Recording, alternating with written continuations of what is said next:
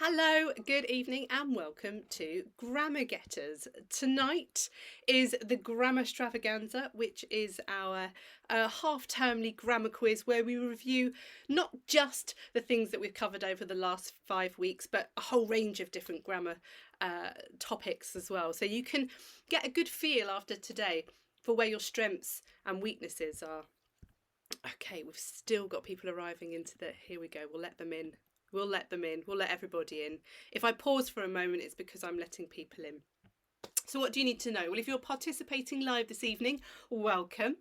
You can share your ideas in the chat, or you can record them on your worksheet. If you've printed it off, you don't have to print it off. A plain piece of paper and a pen will be fine. You can use the chat freely, but please remember to keep it focused on the topic of the quiz. We will go into breakout rooms. They are optional, but they are a great opportunity for you to share your ideas, check your answers with other people, and generally have those grammar-centred conversations. Now, if you're watching later by video replay link or on YouTube, then you can share your ideas in the video comments, which are right down underneath the video description, or you can record them on your worksheet or your piece of paper. You won't get to go into the breakout rooms, but you will be able to pause the quiz at any point if you need a bit of extra time. No cheating though and fast forwarding to find out the answers. Right, so if you have got the worksheet printed in front of you, you'll see that there's little gaps for you to write your own grammar questions. If you find that you have a moment where you're waiting, where you've jotted down your answer for another question already, then you can spend that time working on creating your own grammar questions. Right, how to do the quiz. So you're going to record your answers on the sheet. There are 3 rounds of 5 questions, and I'll give you the answers after every 5 questions. We will go very quickly through the questions. It's a rip-roaring race against time. Okay, here we go. Question number 1. My appetite was blank by the chef's dirty hands. Now, was it affected with an E or affected with an A?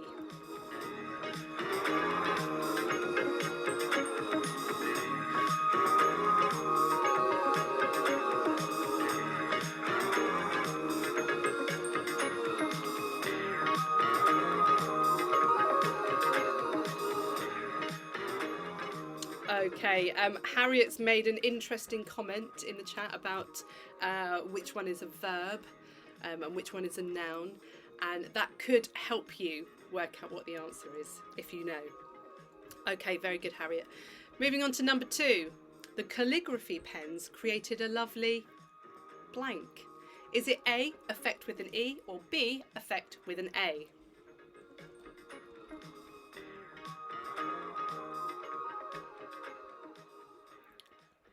So lots of you sharing your answers in the chat. That's absolutely great. Let's see, Sham, Harriet, well done.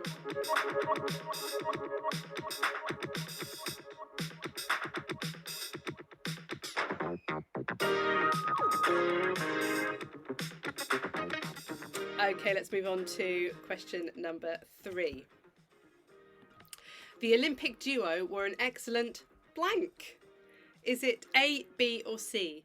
Pairing spelt in 3 different ways.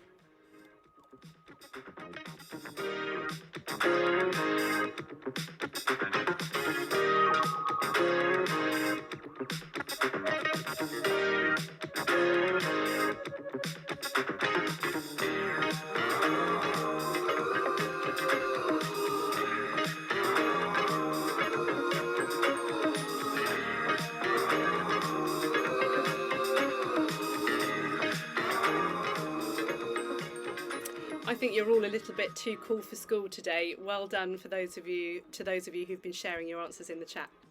Number 4. Where should the comma or commas go in this sentence? When I learn grammar, I like to do it online with other children from across the world.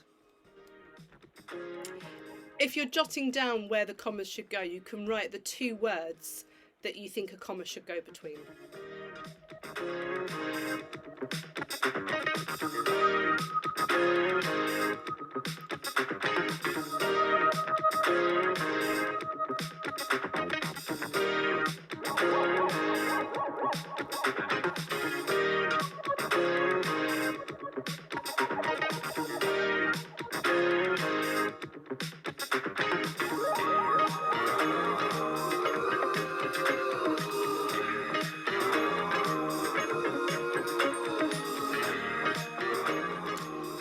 let's move on to number 5, the last question in the first round. Which of these is in the passive voice? Is it A, Maggie then took Uta's drink, or is it B, Uta's drink was then taken by Maggie? A or B?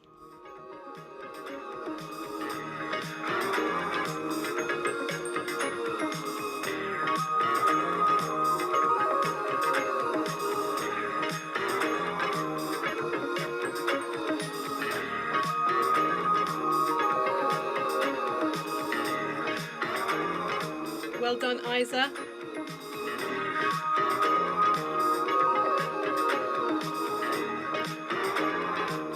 Well done, Sham. Well done, Kaylee. Well done, Maxie. Well done, Jaden. Well done, Madison. Well done, Camilla. I've got a feeling you all know the answer to this one. Well done, everybody. Okay, so what we're going to do now is head over to the breakout rooms. If you haven't been in a breakout room before, a little invitation is going to pop up on the screen and you just click on it and it will take you into a smaller Zoom room with maybe 2 or 3 other people, and you can discuss the answers to the first 5 questions. And if you've written down a question on your sheet about homophones, then you can test each other. So I'm going to set up those breakout rooms for you now.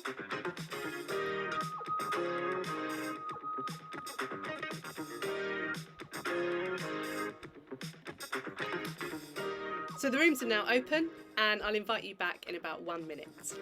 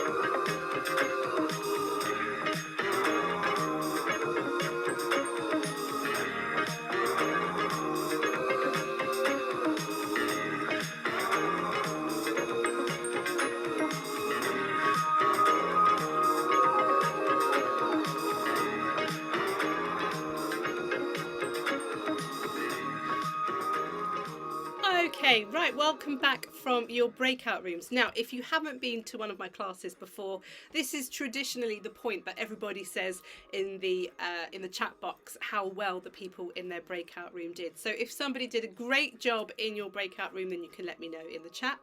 I'm going to give you the answers to round 1, and then once I've done that, I'll say congratulations to the people whose names are appearing in the chat. So here we go. Here are the answers. Number 1, the answer was A, affected, with an A. Number 2 was B, affect, with an E. Number 3 was B, pairing, spelled P-A-I-R. Number 4 only has 1 comma in it, and it comes after the word grammar. It doesn't come before the word with, which some of you might have been mistaken and popped it in there as well. And number 5, the answer was B. Uta's drink was then taken by Maggie. So that's in the passive voice. So let's see. Harriet says Christina and Sham did a really good job. Well done. Christina says well done to Harriet and Sham. And Harriet said, are you sure the first 2 aren't flipped? If not, my life is a lie. Let's go back and have a quick look. So this one should be A, affected. Yeah, sorry, Harry, I think I'm going to tell you. Yeah, number 2 was affected with an E. So, life is a lie. Okay, well done.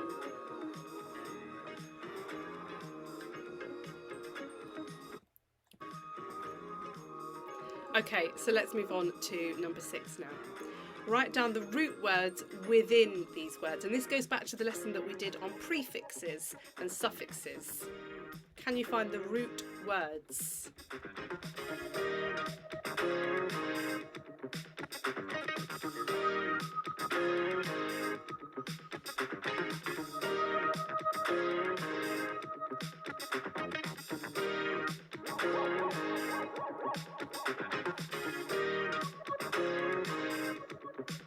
Well done to all of you saying that you got 5 out of 5 so far. That's great. And those of you saying they thought affected with an A was a verb. Yes, it is a verb with an A, and it's a noun with an E.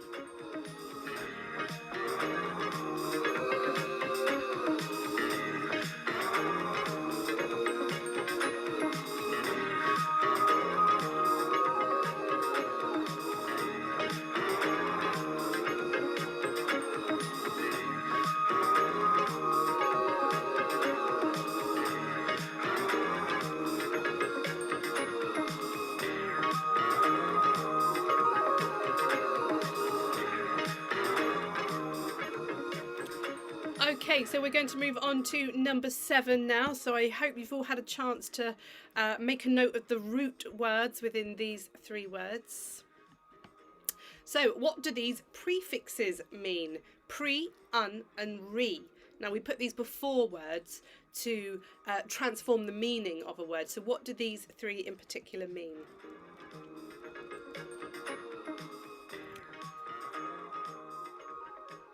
Let's see. Oh, well done. Aisha and Eshal got 5 out of 5. Keely got 4 out of 5.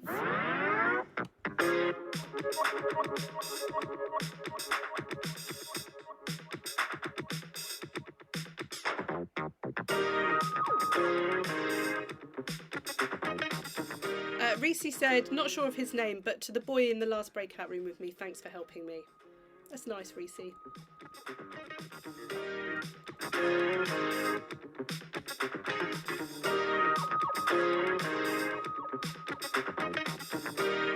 Okay, let's move on to number 8. Now, like I said, it is a rip-roaring tour through grammar questions. So if you need to come back and watch the replay, then you're very welcome to.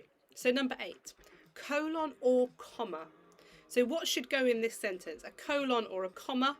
And where would you place it? It's a double whammy, this one.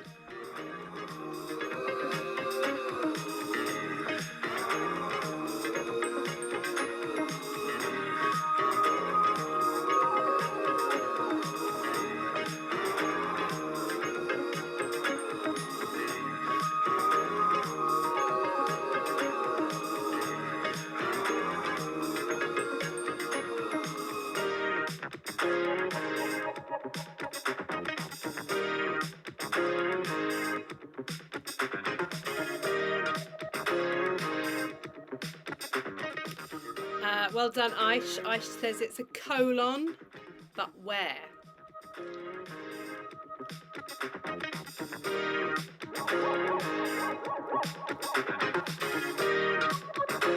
Okay, let's move on to number 9. What is the correct use of me and I, or I? So which one of these sentences is grammatically correct? Mr. Green and me agreed. Mr. Green and I agreed. Or I and Mr. Green agreed.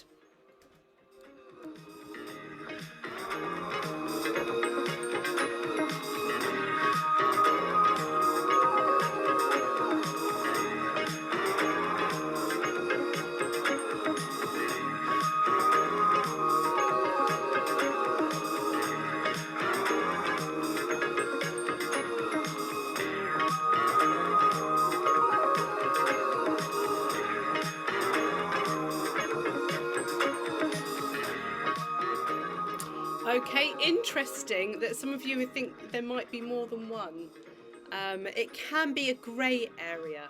And if you were in Grammar Getters when we covered this topic, we said that we're often told that you don't say I first because it's impolite, but actually grammar rules can sometimes dictate where you do and don't put I.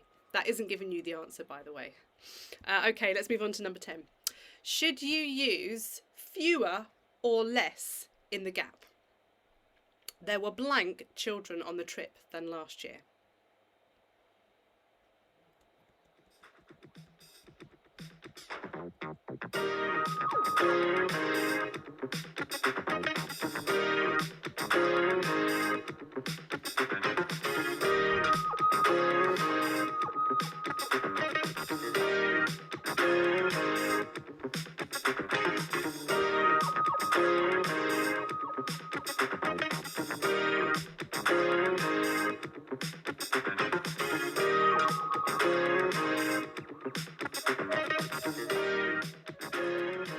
Okay, this is really interesting. I think some of you might need to come to Grammar Getters, or maybe we need to revisit this one, because some of you are talking about formal English, some of you are thinking it could be both.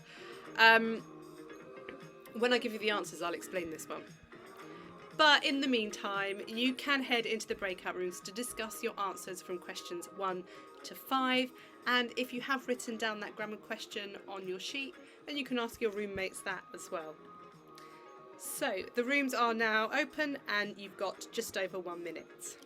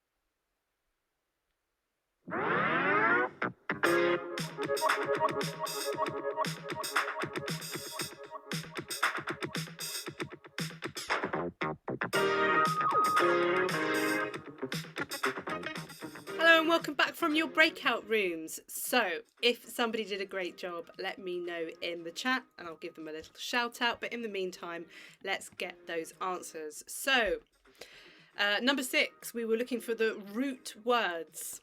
We've got move, place and employ. And you can put a range of prefixes and suffixes around those words to completely transform their meaning. I thought some of you might put replace as the root word for the second one there, but it is just place.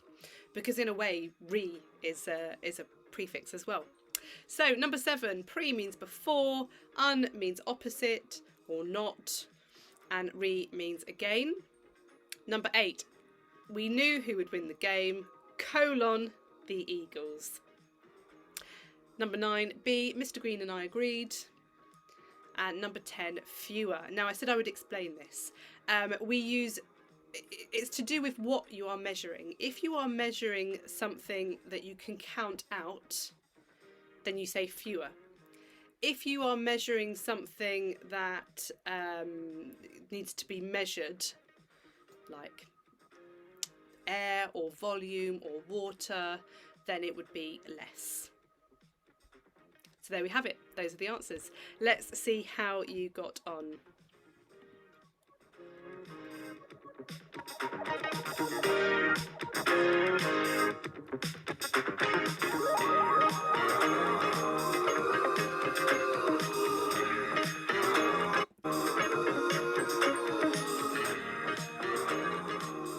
Okay, so Harriet says, oh no, Keely says Madison did really well. Well done, Madison.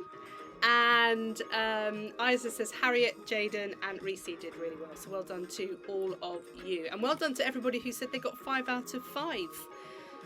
But do you know what? Even if you got 1 out of 5 or 2 out of 5 or 3 out of 5, the benchmark score is showing up and having a go. Okay, let's move on to number 11. We're on our final 5 questions now. Which is the correct spelling for the word mountainous?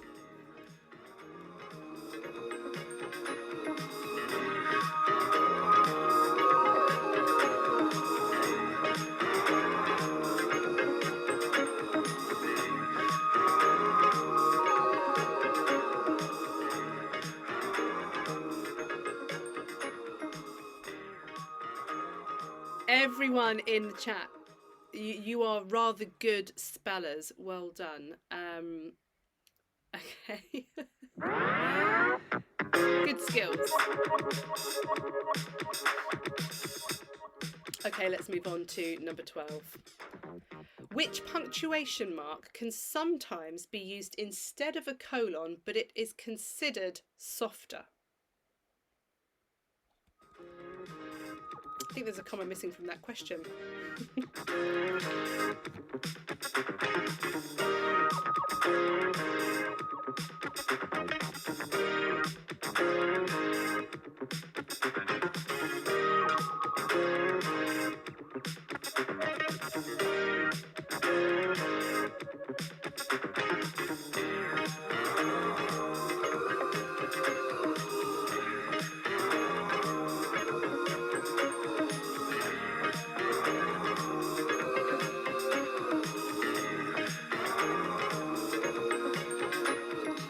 Interesting answers. I can't wait to give you the answers on this one. Number 13, place the commas in this sentence. Ordinarily, she walked home with her friend Ruby Sampson on Fridays. Where do they go? If you want to just write down the words that the commas go between.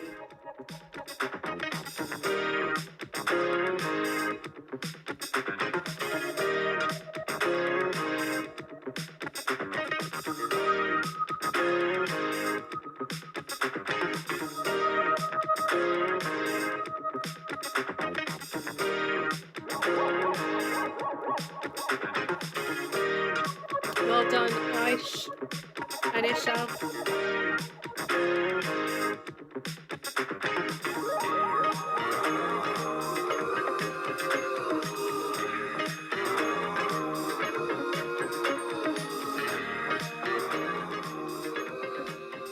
Should we go to question 14? Let's have a go. Okay, let's move on. So, number 14. She thought it a wonderful blank to get through to the semi-finals. Now, the answer is the word compliment, but compliment is a homophone. It can be spelled, as you can see there, 2 different ways with 2 different meanings. Now, is it spelled with an L-I or an L-E?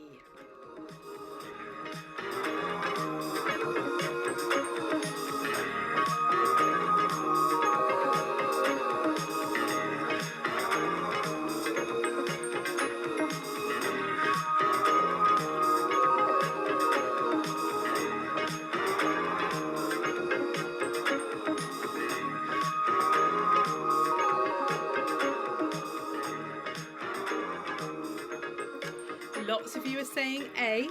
Okay. Nice. Okay. Jaden gets it now. Okay, well done everybody. We're going to move on to the final question, question 15. Find the errors in this sentence. There are a few. I'm not going to tell you how many. Let's see if you can find them. Anna and me had less detentions than Jake could have dreamt of. Oh, I feel a little bit sick even saying it. There are so many errors. See if you can find them, and maybe you can write out the sentence without the mistakes.